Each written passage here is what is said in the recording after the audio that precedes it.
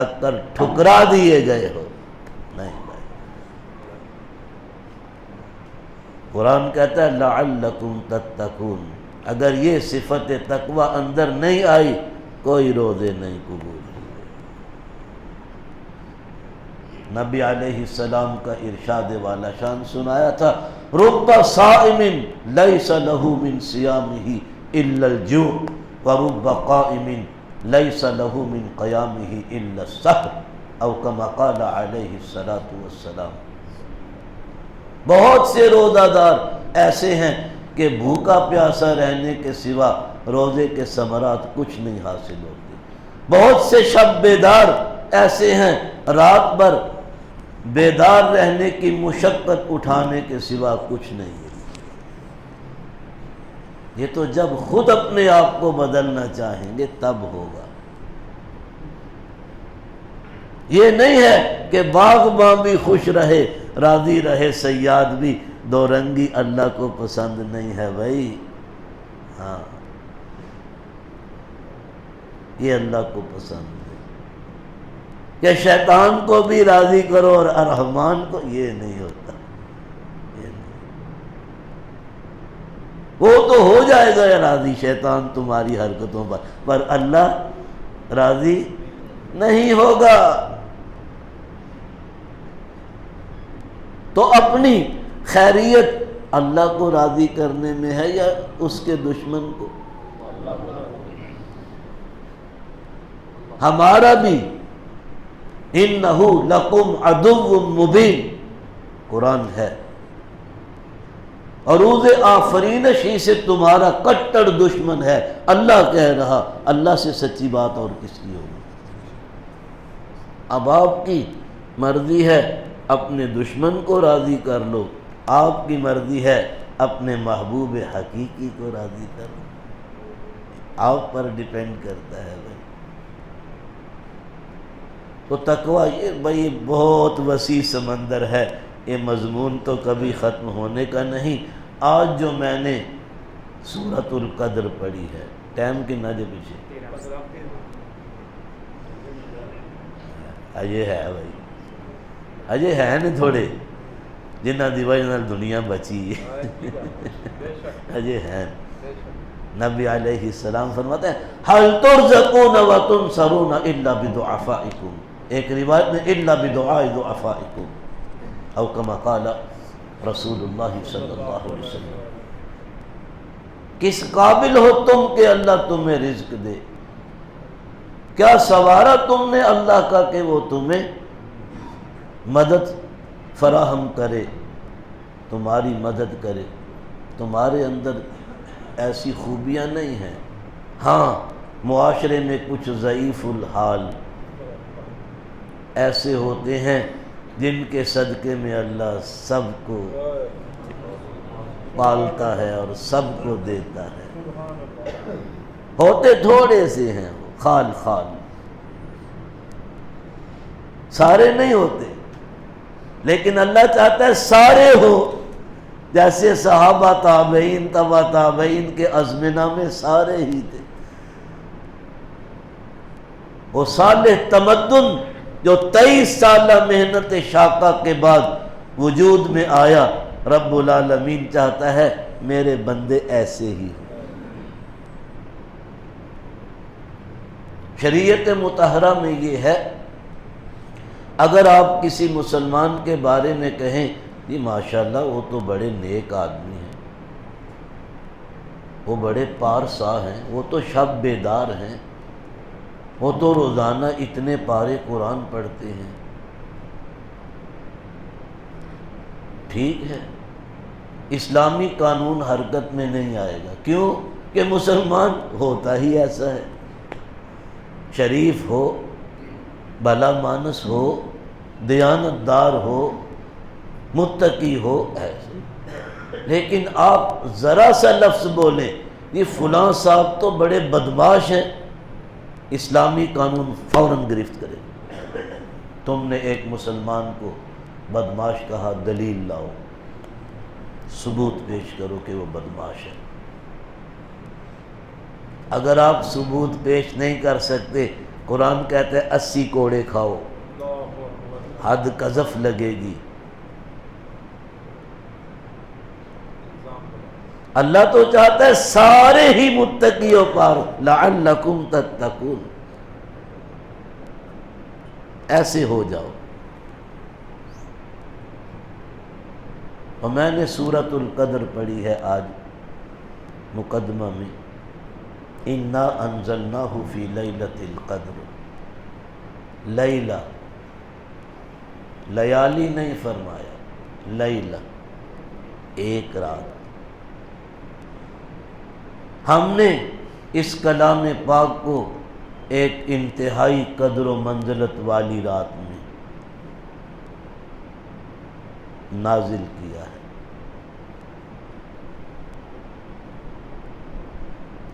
قدر کا ایک معنی تو یہ ہے قدر و منزلت، جسے ہم سب جانتے ہیں، فضیلت۔ قدر کا ایک معنی ہے تنگی۔ اللہ یبسط الرزق لمن یشاء ویقدر، یہ اللہ جس کا چاہتا ہے رزق کا پھاٹک کھول دیتا ہے، جس کا رزق چاہتا ہے تنگ کر دیتا ہے۔ تنگی، تنگی کی رات بھی ہے۔ قدر و منزلت کی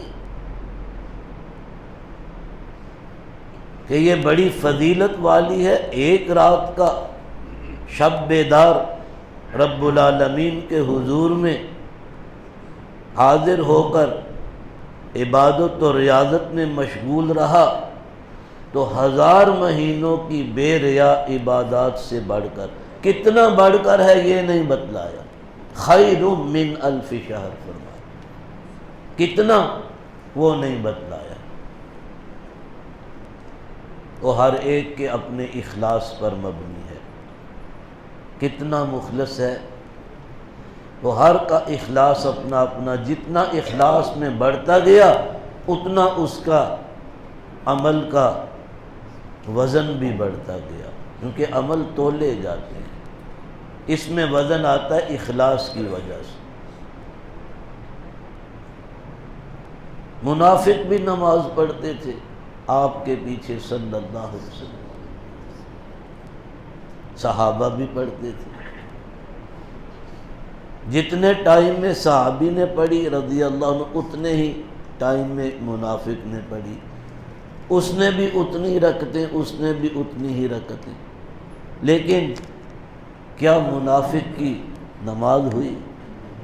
الٹا مواخذہ کا سبب بنے۔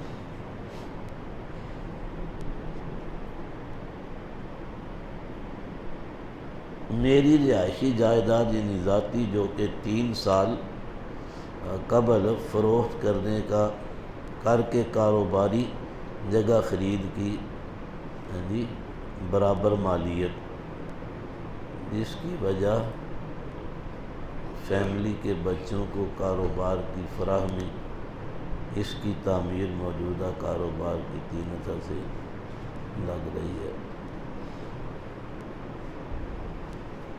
یہ بلڈنگ کس مقصد کے پیش نظر بنائی جا رہی ہے؟ کاروبار کے لیے، یہی بات ہے۔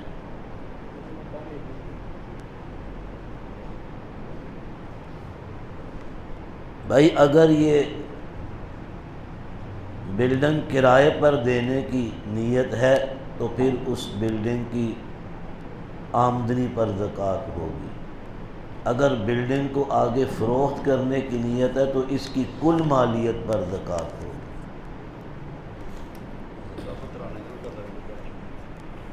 فطرانہ دیو جناب، میں کدوں ڈکیا تھا؟ ہاں، فطرانہ واجب ہے، ہر فرد پر جو گھر میں ہوں، مہمان آ جائیں تو ان پر بھی فطرانہ میزبان کو دینا پڑے گا، جتنے لوگ آئیں۔ یہ واجب کب ہوتا ہے؟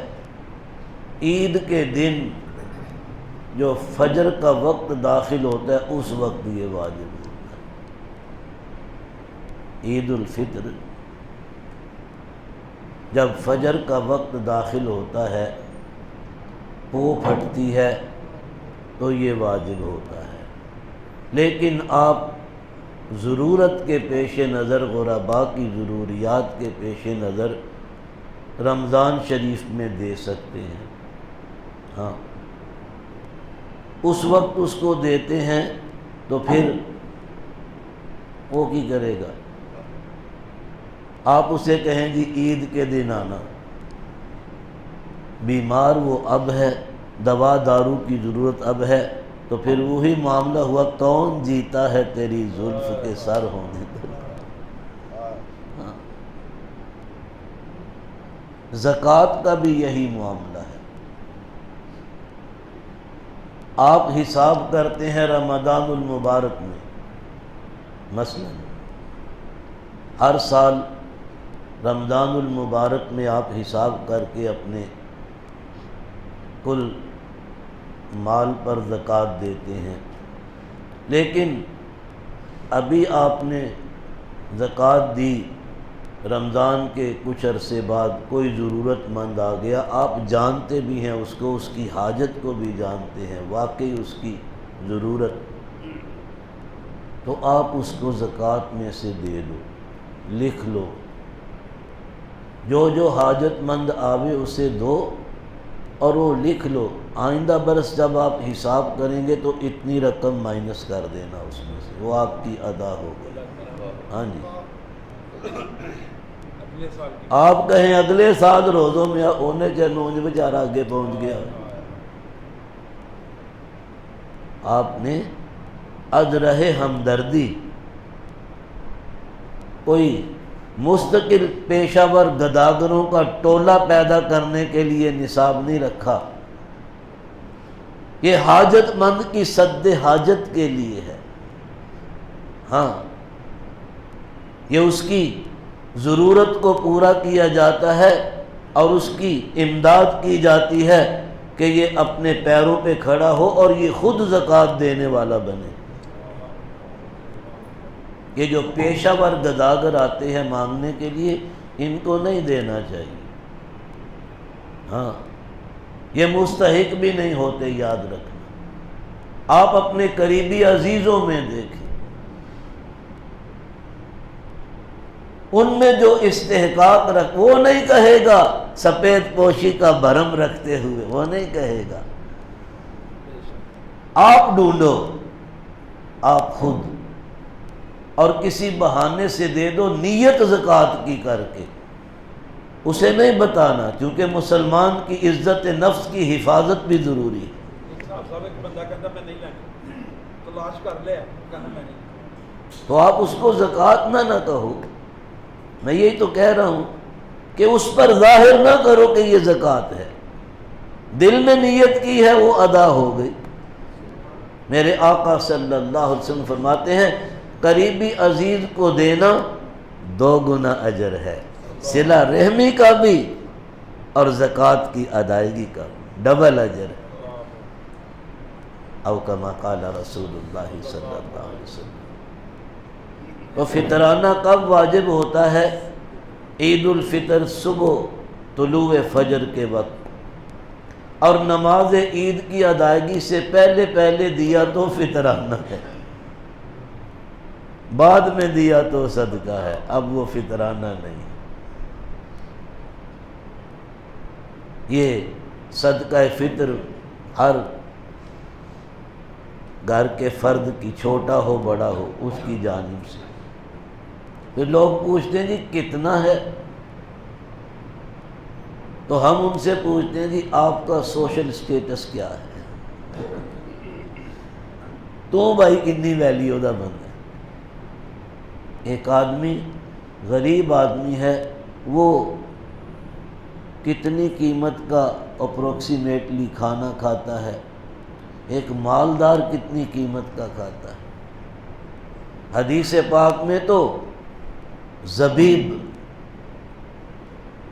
اس کا بھی ذکر ہے۔ منقع کی ریٹ ہے جی ہوگا منکا رکھ کے منکا نہیں تسی باجرا نہ سمجھو منکا منکا کبوتروں نو پاندے نے میں نہیں منکا ہوتا ہے وہ موٹا انگور خشک پاندے نے کبوتروں کو بڑا فائدہ مند وہ پر میں کہڑے کبوتر رکھے نے مینوں پتا دس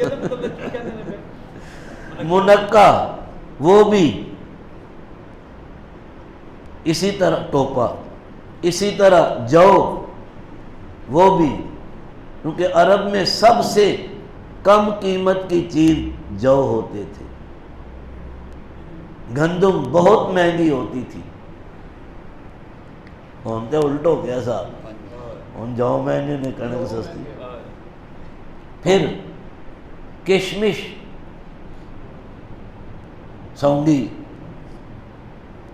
پنیر جو کسی کو میسر ہوتا تھا وہ دیتا تھا کھجوریں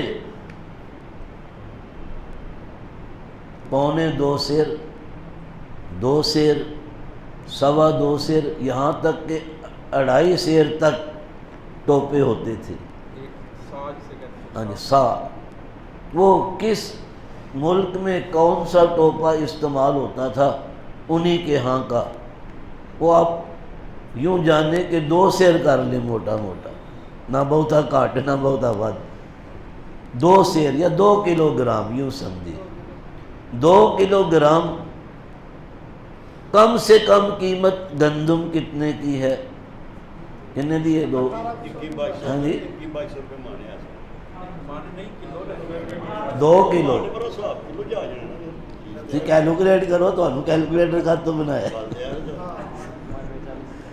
2 کلو جی 45 روپے کی یوں جانے کہ 50 روپے منیمم کمپلسری اس سے کم نہیں کم سے کم 50 روپے کون جو غریب آدمی اور مالدار جنا مرضی نہیں سونگی کنے دیے 2 کلو یا پنیر 2 کلو وہ جنہیں دا بندہ مالدار ہونا دے ہو مالدار اور فطرانہ غریب والا دے اور کاروبار اور آمدنی امیرانہ ہو بھئی یہی تو میں کہ یہ تقوی نہیں یہ تقوی کے خلاف ہے ہاں جی ٹائم ہو گیا جی آخر دعوانا ان الحمد جزاک اللہ